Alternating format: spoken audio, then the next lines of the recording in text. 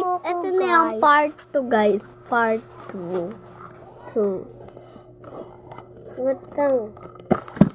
Nagamit ako nito guys. Puro kasi kako lipstick. Napuputi yung mukha namin dahil dito. Magkambal kami. Ako si Sophie. Ako si Sabi. Ako si Sophie. Ito si Sabi. Sophia, bobo.